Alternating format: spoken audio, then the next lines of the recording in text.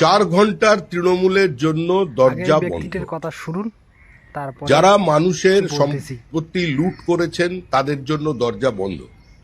নির্বাচনের আগে আমি বারবার আহ্বান জানিয়েছি কংগ্রেসের ভোটারদের কাছে, বামপন্থী ভোটারদের কাছে, এবং স্পষ্ট করে এটা বলেছিলাম, যারা চাকরি বিক্রি করেননি, চাকরি কেনেননি, সিন্ডিকেটে অংশগ্রহণ করেননি, যারা নিরপরাধ মানুষের ওপরে নিজের আধিপত্যবাদ চাপিয়ে দেননি, যারা মানুষের গণতান্ত্রিক অধিকারগুলোকে পদদলিত করে দেননি, যারা টেন্টেড নন, যারা অপ্রাসঙ্গিক মমতা বন্দ্যোপাধ্যায়কে প্রাসঙ্গিক করবার জন্য বিপরীত পরিস্থিতিতে নিজের ঘাম রক্ত দিয়ে দেওয়ালে ঘাসফুল চিহ্ন এঁকেছিলেন, তাদের কাছে আহ্বান জানিয়েছিলাম যে আপনারা পশ্চিমবঙ্গের স্বার্থে, আপনাদের পরবর্তী প্রজন্মের স্বার্থে এই নির্বাচনে তৃণমূলকে সরিয়ে দিন।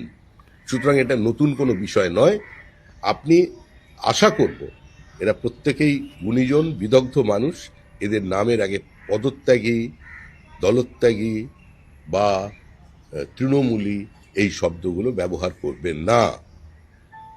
প্রত্যেকেরই একটা অতীত আছে, সাধুরও একটা অতীত থাকে। এই মুহূর্তে সুখেন্দু শেখর রায়, সুস্মিতা দেব, প্রকাশচিক বড়াইকের একমাত্র পরিচয় তারা বিজেপি কর্মী।